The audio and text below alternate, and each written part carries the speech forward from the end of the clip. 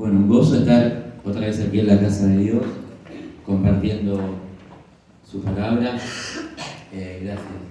En medio de todo lo que hemos vivido también esta mañana, estudiando la Biblia, yo siempre animo a que no falte y que venga a la escuela bíblica, porque aprendemos mucho de lo que Dios vivió, vive y va a vivir en medio nuestro, nos va a dar en medio nuestro. Hoy nos toca ver uno de los capítulos más tristes por lo menos para mí, cuando yo empecé a leer la Biblia, tenía 16, 17 años.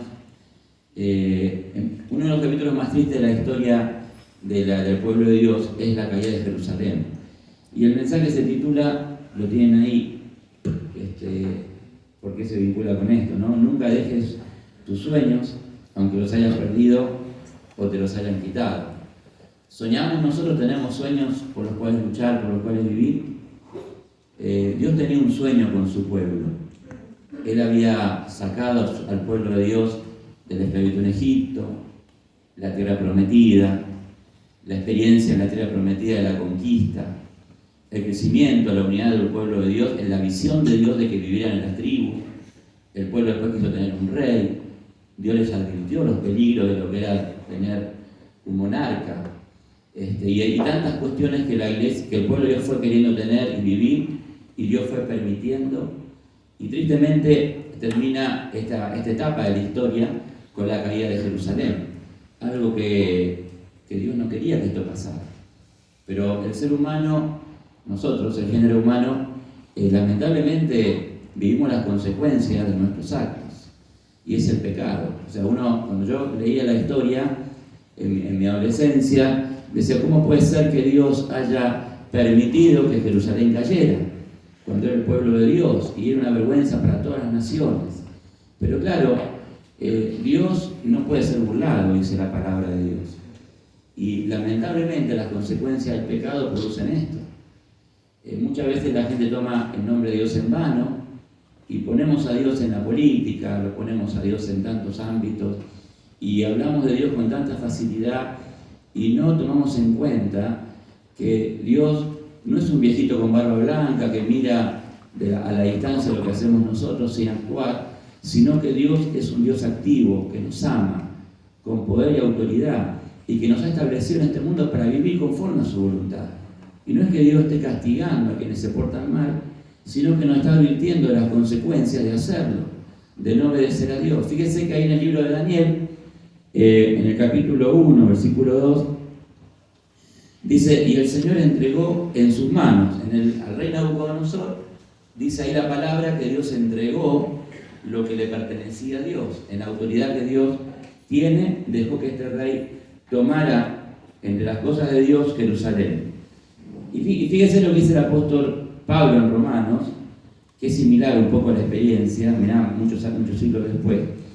Pablo le habla a la iglesia en Roma y le dice, porque la ira de Dios se revela desde el cielo contra toda impiedad e injusticia de los hombres, por lo cual, la misma palabra, Dios los entregó a la inmundicia y la concupiscencia de sus corazones. Cuando uno lee la Biblia en esta parte, yo tengo terror de vivir esta experiencia, de que Dios me entregue a mis pasiones desordenadas, a hacer mi voluntad. Porque cuando eso ocurre, es una etapa de la vida donde Dios habló, insistió, te quiso dirigir, nos quiso guiar, y uno dándole la espalda a Dios hace lo que uno quiere. La humanidad vive de esa manera. Y las consecuencias se viven, porque uno quisiera evitarlas, pero el pecado es muerte. Y Dios nos da la libertad de poder elegir cada día qué hacer de nuestra vida.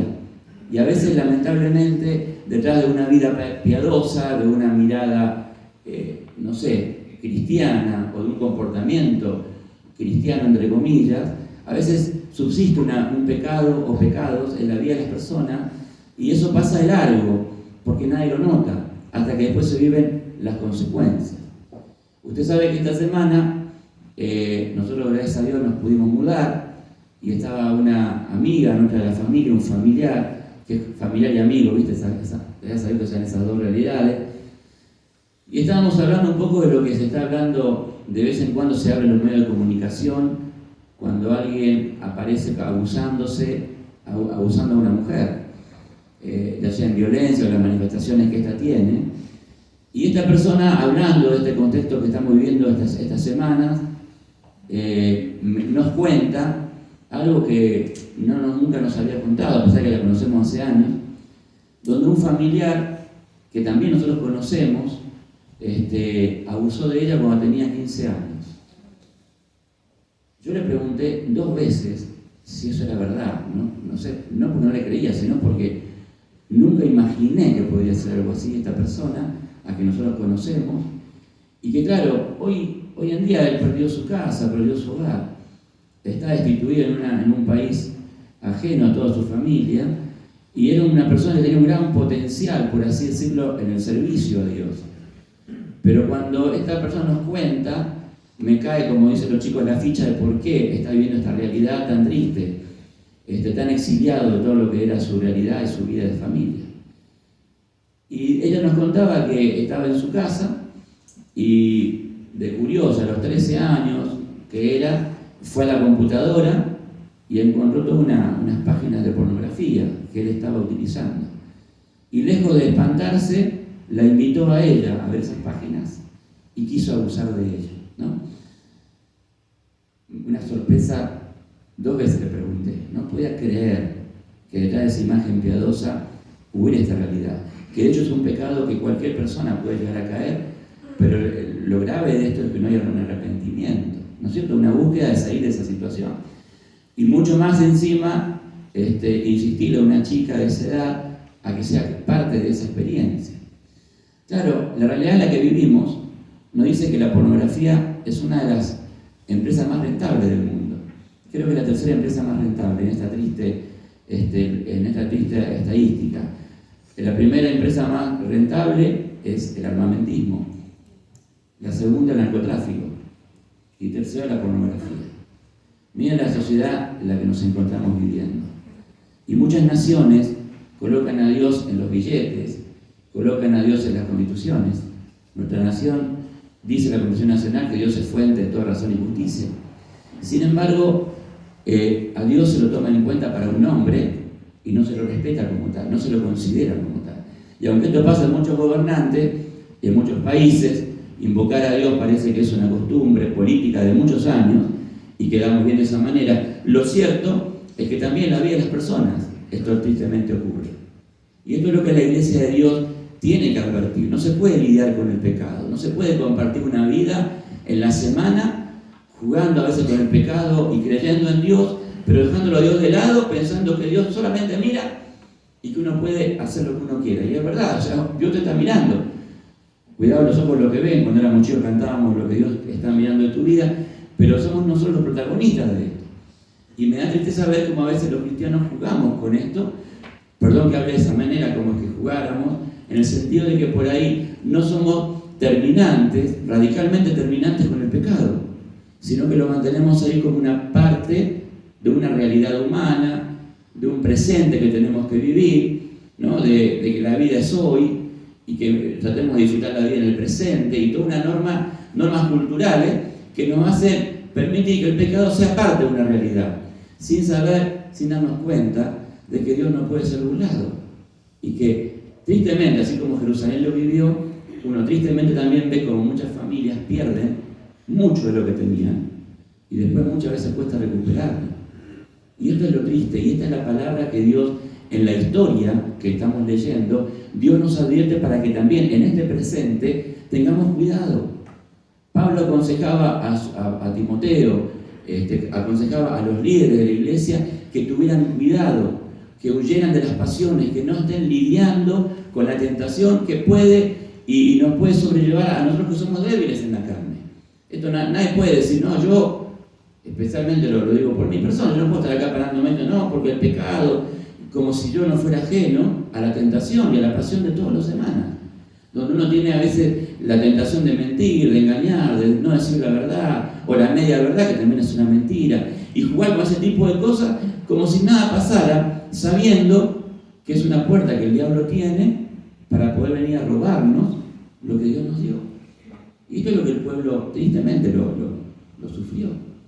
Hay que tener mucho cuidado esto en las familias, tener cuidado donde están nuestros hijos, lo que hacen. Claro, uno no puede obligar a la persona, pero sí advertirles de las consecuencias de esto, que es lo que Dios, en toda la palabra de Dios, nos enseña, y cada uno elige lo que tiene que hacer. Por eso pasan este tipo de cosas que con tristeza las enfrentamos. Esta situación que les comentaba yo, las estadísticas también dicen que el 80% de los abusos se sufren en un ámbito de familia. Mira vos qué alto porcentaje. En un ámbito de familia donde debería haber comprensión, contención, ocurren este tipo de cosas. Y dejan marcadas a estas personas con heridas que sangran toda la vida. Por eso la semana con esta persona estuvimos orando y hablando de esto para que ella pueda ser restaurada. Y después de, mirá lo que te digo, después de 30 años, por primera vez nos confiesa algo así y nos dice que está dispuesta a llevar esto hasta las consecuencias que pudieran ser. Nunca es tarde para poder sacar lo que pasa o lo que han vivido las personas. Y si alguna vez vos lo sufriste, no lo guardes en tu corazón como en un cajón del olvido porque te hace daño, una raíz de amargura, sino sacar en el nombre de Jesús, tratar en el nombre de Jesús, que Dios sane, restaure, se pueda perdonar y pueda haber restauración en esa vida. ¿Amén? ¿Se entiende esto que estoy hablando? Porque la violencia en muchas de sus manifestaciones ha sido un tema que nunca se ha tocado y existe y existió y lamentablemente va a existir. Aún en gente muy estudiosa, aún en gobernantes y en personas comunes como cualquiera de nosotros, porque somos humanos. Y esto va a ocurrir. La idea es que no lo podemos consentir ni amparar, sino que dejar en las manos de Dios para que Dios restaure. Amén, como acabo de decir. Pero tengamos cuidado en esto, de no lidiar con el pecado. A veces se ocultan cosas, se tapan, y en realidad lo único que nos hace libre, dice la palabra, es la verdad de lo que hay detrás de lo que se ve. Amén. Esto es lo que pasó entonces con Jerusalén en esta etapa de la historia. Van a perder la autonomía de Jerusalén en manos de un pueblo asesino, como vimos esta mañana, de un pueblo que hizo desastres, porque la puerta se le abrió y el diablo cuando viene arrasa con todo lo que uno tiene. Así que ve el pueblo expuesto a un pueblo esclavos, siendo esclavos cuando Dios los llamó a ser libres, una nación poderosa.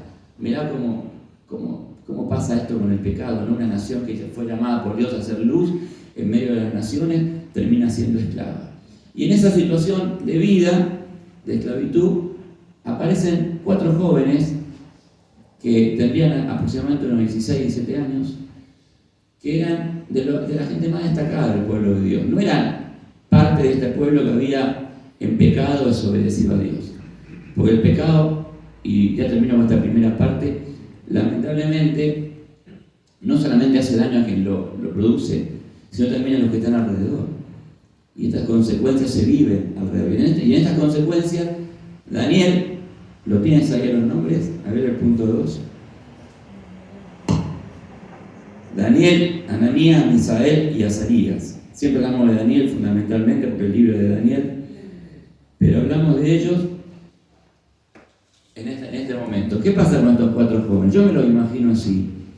Estando ellos en su tierra, gente estudiosa, trabajadora, fiel a Dios, tienen que enfrentar el exilio, irse a otro país de esclavos, aprender otro idioma, a perder su cultura y hasta perder su propio nombre, injustamente porque ellos no habían hecho nada, pero eran parte del pueblo que había caído. ¿Por qué pasa esto en la vida de las personas también? ¿No?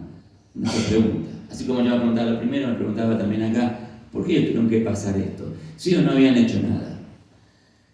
Pero ¿qué pasa? Muchas veces, Dios nos va a llevar a nosotros a situaciones parecidas. Muchas veces Dios te va a colocar en situaciones de confusión, desconocimiento, donde no tenés idea de cómo seguir, idea de cómo salir de donde estás. Dios muchas veces lo va a permitir. ¿Vos te acordás cuando Jesús lo llama a Pedro a caminar sobre las aguas? Y Pedro le dice, yo quiero ir, y le dice, vení. Lo desafía a caminar en un terreno donde no se puede caminar. en un terreno de lo incierto, de lo inseguro, de lo inestable. Muchas veces Dios nos lleva ahí. ¿Por qué nos lleva el Señor ahí? En esos lugares donde por ahí nos preguntamos, reitero, y nos cuestionamos, ¿por qué a mí? ¿Por qué nos toca pasar esto? Una situación de repente de una gran necesidad económica, una situación que quizás no es consecuencia del pecado, sino de una enfermedad, de un problema familiar, ajeno a tu propia voluntad. Nos preguntamos muchas veces esto. Y la razón y la explicación que tengo para darte en base a lo que estamos leyendo es que es la voluntad de Dios llevarte ahí, porque Dios quiere revelarse a tu persona y a la mía. ¿Quién es Él verdaderamente? Y también, ¿de qué estamos hechos nosotros? Porque estos 4 jóvenes van a ser llevados a una cultura diferente, un ámbito donde se los va a presionar para que dejen la fe que tienen, para que dejen sus convicciones, con tal de vivir y de subsistir. ¿Cuánta gente hemos conocido en el camino de la fe que con tal de pasarlo un poco mejor de lo que están pasando, relegan sus convicciones, relegan su honor, su servicio a Dios, su testimonio? Total, ¿quién me ve cuando estoy mintiendo? ¿Quién me ve cuando hago algo que no está bueno que lo hagamos? ¿Quién me ve cuando voy por un camino que no debo caminar? Sin embargo, estas 4 personas, estos 4 jóvenes, van a ser llevados a un lugar de desconocimiento total, pero se van a mantener fieles. Y te voy a decir algo que yo lo puse ahí. Lo hermoso de esto es que Dios te puede llevar a lugares de verdaderos desiertos y perder familia, riquezas, tierras, perder hasta tu propia identidad, pero nunca vas a perder el hecho de que Dios te acompaña donde quiera que te encuentres. Puedes estar en lugares más inhóspitos, olvidados de todo, de una gran soledad, pero Dios nunca te va a dejar. Él siempre nos va a acompañar en los momentos más difíciles que nos toque vivir. Y va a ser ahí donde vamos a conocer, en la tormenta de la vida, qué clase de Dios tenemos. Vos fíjate el versículo que figura ahí, la pregunta de Nabucodonosor: ¿no echaron a 3 varones atados adentro del horno de fuego? Y la palabra de Dios sigue diciendo que Nabucodonosor veía a 4 personas de afuera. Yo cuando leía, se me pone la piel de gallina y decía, ¿quién era el cuarto que estaba con ellos ahí? En el horno de fuego. ¿Quién es el que está a tu lado y a mi lado cuando nos estamos por quemar? ¿Quién está a nuestro lado en los momentos de prueba, cuando nadie nos acompaña? Y cuando hemos fracasado, porque la foto con los que ganan se la sacan todos, pero cuando hemos fracasado en algo, cuando tenemos que levantarnos del suelo, ¿quién se saca una foto con nosotros? ¿No? Nos sentimos muchas veces solos, aún a veces de la propia familia, que no comprende, ni entiende, ni acompaña los momentos más difíciles que podemos estar viviendo. Pero en esos momentos más difíciles hay un Dios que nunca nos va a dejar, que siempre nos va a acompañar. Y aunque nadie entienda lo que estoy viviendo, Él va a estar a tu lado de tal manera que va a comprender, porque te conoce, lo que puedas estar pasando. Y en esa visión de la vida, ese Dios te va a sostener contra viento y marea. Aunque tengas que padecer lo que sea, Él no te va a dejar, siempre va a estar a tu lado. Jesús dijo, yo estaré con vosotros todos los días hasta el fin del mundo. Me pregunto, ¿cuántos de nosotros experimentamos esa presencia de Dios? ¿Cuántos de nosotros la vivimos en nuestra vida? Porque una cosa es leerla de la historia y otra cosa es cantarla y hasta creer. Pero no basta con creer. Dice la Biblia que hasta los demonios creen y tiemblan. Lo importante es conocer a Dios. Y es la única razón por la cual vas a mantenerte fiel en las circunstancias más difíciles de la vida. Aunque nadie te vea, aunque nadie se encuentre a tu lado para darse cuenta si estás haciendo la voluntad de Dios, lo vas a hacer, lo vas a experimentar porque Dios está en tu vida. Y el Espíritu Santo no te va a dejar hacer aquello que no esté con la voluntad de Dios. Y te va a librar de las garras del enemigo. Amén. Me pregunto en el último punto, o el penúltimo, no dejes tus sueños. Dicen por ahí que dejar de soñar es dejar de vivir. ¿Será verdad? Algunos dicen que también dejar de soñar es un poco empezar a envejecer, sin importar el tiempo calendario. ¿Será verdad también eso? ¿Qué dicen? ¿Vos tenés sueños? ¿Estás luchando por sueños en tu vida? ¿Te levantás a la mañana diciendo, hoy voy a alcanzar mi sueño, o voy a dar un pasito más? ¿O te levantás en la rutina de la mañana, ni sabés por qué te levantás, ni sabés por qué te peinás, te lavás los dientes, te bañás, salís, y volvés de la misma manera a tu casa, sin saber que ese día pasó, y era una oportunidad tal vez importantísima para alcanzar tu sueño, y por ahí tal vez ni tenés ganas de alcanzarlo, porque ya le perdiste la pasión. Justamente, dejar de soñar es perder la pasión por la vida. Y me pregunto, ¿cuántos tenemos pasión por vivir? ¿Cuántos disfrutamos a la mañana un café temprano, un té, no sé lo que quieras tomar? Y si voy a enfrentar este día con alegría, con gozo, con paz, alabando a Dios. Hoy a la mañana escuchaba un himno muy viejo que dice, yo me rindo a ti. Y yo lo cantaba y decía, me acuerdo cuando era niño, que era un himno nada más para cantar, y ahora lo puedo experimentar, yo me rindo a ti, Señor. La pasión por vivir es lo que nunca tenemos que perder. En la semana admiro a la gente que tiene pasión.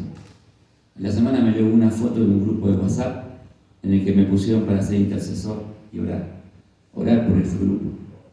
Y me llegó una foto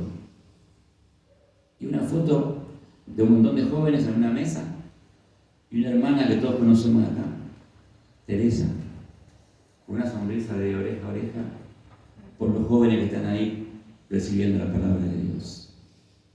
Esa pasión por predicar la palabra. La admiro a Teresa en eso y a su esposo, como a muchos de ustedes. Esa pasión por estar con la gente que necesita, con la gente que no tiene nada, que no tiene esperanza. Esa pasión no la tenemos que perder. Y a veces corremos el riesgo de que se pierda, porque entramos en la costumbre de creer que todo es parte de lo mismo, cuando hay un Dios que nos ha capacitado para soñar, amén, y tener visiones. ¿Quién profetizó esto? ¿Se acuerdan? En aquellos tiempos, ¿quién lo dijo? Soñarán sueños y verán visiones, el profeta Joel. Y lo dijo por vos y lo dijo por mí. Es normal, y no voy a con esto juzgar a nadie, obviamente, es normal que tengamos muchas veces cierto cuestionamiento a los sueños que tenemos que vivir. Porque la edad, porque la economía, porque la rutina. Hubo una vez un hombre que tenía un gran sueño. Este hombre tenía el sueño de tener un hijo, porque iba a ser su heredero. Pero cuando el tiempo pasa, a todos nos pasa, cuando el tiempo pasa y no se detiene, y el sueño no llega, nos preguntamos, ¿y para cuándo? Yo sueño, me esfuerzo, trabajo, ¿para cuándo? Y a veces esa situación de preguntar nos subsume en una conducta pasiva, donde ya no buscamos ni luchamos por alcanzarlo, porque hasta cuándo no tiene respuesta. Este hombre se lo planteó a Dios, y te animo en esta mañana a que si vos te sentís que no hay respuestas, que el tiempo pasa y no pasa nada, que hables con Dios y le preguntes a Él, Señor, ¿hasta cuándo voy a estar así? Y vos te pensás que Dios no te va a responder. Este hombre le plantea un poco a Dios, Señor, yo creo, lo voy a parafrasear un poco, ¿no? Yo creo, espero, pero ya tengo 75 años. ¿Cuándo voy a tener ese hijo que estoy esperando? ¿De qué estoy hablando? Igual está ahí, ¿no? En Génesis. Se lo plantea a Abraham. ¿Y qué hace Dios con Abraham? Mira este pequeño trato que tiene con él. Se lo lleva, dice la palabra, y lo llevó afuera. Y le dijo, mira, abre los cielos y cuenta las estrellas si lo puedes contar. Y le dijo, así será tu descendencia. Y creyó a Dios y le fue contado por justicia. Al principio vimos un Dios que soñaba con otro porvenir para el pueblo de Dios, y creo que Dios es el primero que sufrió lo que pasó con Jerusalén. Este sueño que tiene Abraham, que nace mucho tiempo antes de tener un pacto con su pueblo, nace con este planteo de Abraham. Y cuando Dios quiere tratar con nosotros, que por ahí estamos en cuatro paredes mirando lo mismo todos los días, es muy destacable lo que les voy a decir. Dios generalmente te saca fuera del lugar donde estás. Hay un montón de ejemplos en la Biblia de esto que estoy diciendo. Lo puedes googlear, lo puedes buscar en la concordancia. Pero en este caso también se refleja. Lo que hace Dios es sacar a Abraham, ¿a dónde? Afuera. Lo saca de su tienda. Esa tienda donde estaría cuestionando el futuro, que no llega, en ese lugar donde la rutina nos hace mirar lo que está delante de nuestros ojos, hay un Dios que cuando nos quiere hablar y quiere tratar con nosotros nos va a sacar del ámbito donde estamos. Y dice ahí la palabra de Dios que lo hizo mirar a los cielos. Abraham vivía mirando al cielo, porque Abraham era nómade y constantemente miraban el cielo y lo que estaban viviendo.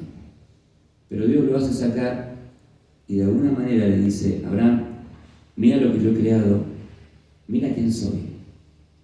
Soy yo el que te va a dar respuesta a ese sueño. No dejes de creer en lo que yo te estoy diciendo. De alguna manera le dijo así.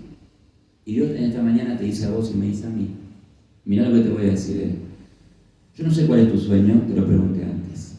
Si tiene que ver con la facultad, con el ministerio, con la iglesia, con tu familia.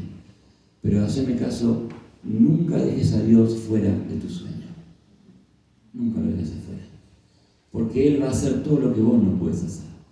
Todo lo que yo no puedo hacer. Todo lo que yo hago va a ser limitado. Pero Él es el autor de todas las cosas. Y lo que Él promete y lo que Él hace, nadie lo puede imitar. Abraham salió, miró las estrellas y se volvió a su tienda de una manera diferente. Dice la palabra en ese versículo que yo puse ahí, versículo 6, y le creyó a Dios. La gran decisión de la vida nuestra es esta: ¿le creo a Dios o no le creo? No puedo estar en el medio. No puedo decir que sí y me quedo donde estoy.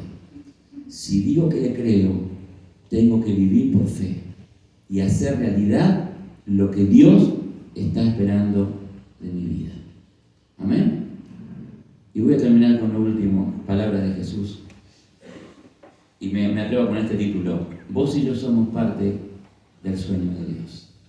Este sueño no se quedó con Abraham, no se quedó con Daniel y sus hermanos y amigos, no se quedó en la historia. Se traslada al tiempo que vivimos, con un Jesús que antes de morir va a decir lo siguiente: como tú me enviaste al mundo, así yo los he enviado al mundo. Mas no ruego solamente por esto, sino también por los que han de creer en mí por la palabra de ellos, para que todos sean uno, como tú, oh Padre, en mí y yo en ti, que también ellos sean uno en nosotros. ¿Para qué? Para que el mundo crea que tú me enviaste.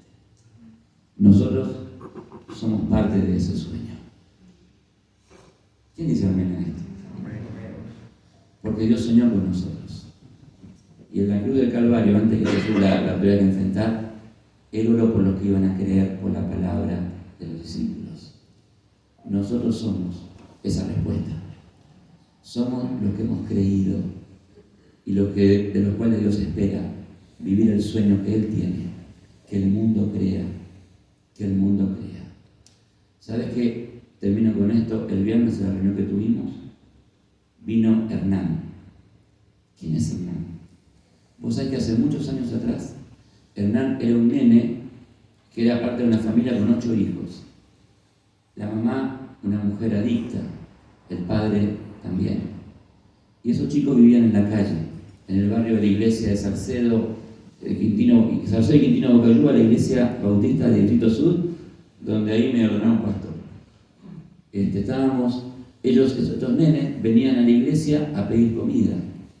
Y un día tuvimos una idea en la iglesia de llevarnos cada chico que fueran a comer a casa. Pero después no sabíamos dónde dejarlo porque vivían en la calle. Así fue que ayudamos a estos chicos, le predicamos la palabra, le enseñamos de Dios. Y con el tiempo los perdimos de vista porque los padres se los llevaron. Y en la semana anterior, mi hermana, que es una hermana de la iglesia de Renacer, lo encontró en la calle. Y Hernán la reconoció porque había estado en casa comiendo unos días, como les contaba. La abrazó y el viernes vino a la reunión. Y él sabe lo que nos dijo, mirá lo que es creer en el Dios vivo y predicar la palabra. Me dijo, cuando teníamos 12 años mi mamá nos abandonó y nos fuimos a vivir a la calle. Vivimos bajo los puentes, un auto abandonado. Y él decía, pero yo siempre me acordaba que Dios me amaba. Y que algo diferente tenía que haber para mi vida. Y cuando crecí y tuve conciencia de lo que es el pecado, me entregué a Dios. Y viví muchos años en la droga, en la delincuencia. Pero hoy tengo una familia, tengo un trabajo. Y soy un hijo de Dios. Y vino a la reunión, nos abrazamos, lloramos. Él no paraba de llorar. ¿Por qué? Porque la semilla que sembramos en el corazón de los que más necesitan jamás volverá vacía. Por eso Dios soñó con nosotros. Porque somos los que vamos a protagonizar estas realidades. Para que mucha gente pueda conocer el amor de Dios. Y en lugar de perder sus sueños, pueda recuperarlos. Y pueda saber que más allá de los sueños personales, somos parte de un sueño de Dios. Para ser una nación gloriosa y poderosa que no tiene límites fronterizos, ni países limítrofes, ni nada por el estilo. Somos todos partes del mismo pueblo que algún día el Señor va a venir a buscar. Esta es la historia también de nuestra vida. Amén. Cerramos nuestros ojos y oramos. Yo le voy a invitar a que se ponga de pie, ahí donde está. Oh Señor. Oh Señor. Voy a hacer una invitación media loca, pero hermana, ¿cómo se llama tu hermana? ¿Vos conocés el himno que se llama Yo me rindo a él? ¿Puedes agarrar un micrófono y cantar lo que sepas del himno? O lo que te acuerdes. Cerramos nuestros ojos y escuchamos esta hermosa canción, esta hermosa letra, hasta donde ella pueda, suene algo improvisado que Dios ha preparado. Amén.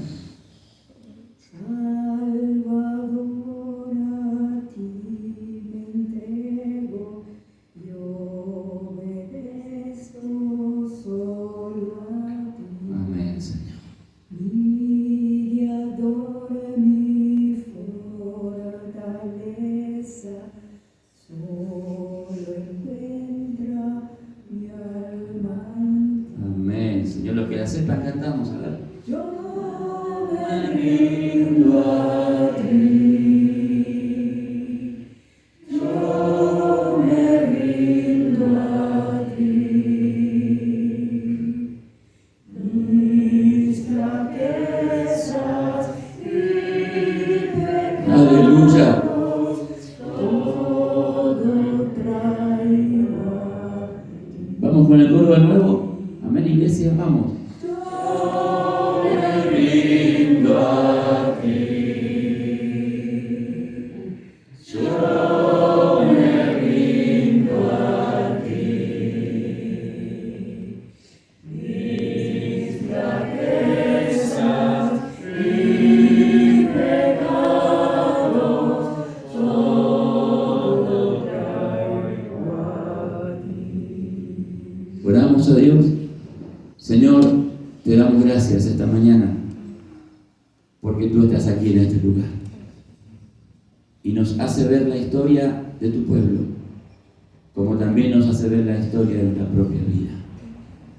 En esta mañana, Padre, esta canción que hemos entonado es el resultado de lo que hemos escuchado, Señor. Yo me rindo a ti.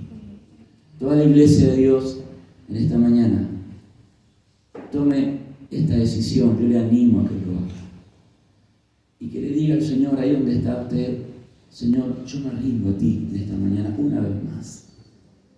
Entrego mis pecados por los cuales te pido perdón y quiero recuperar, Señor, si he perdido algo o mucho, la pasión por vivir en tu voluntad, rendido completamente a ti, dispuesto a hacer tu voluntad, Señor, y no aquella que no lo es, y poder de esta manera disfrutar la vida que me das aquí, llevando mucho fruto, Padre, hasta que nos vengas a buscar, para que mucha gente, Señor, en la calle, en el trabajo, en las universidades, te puedan conocer.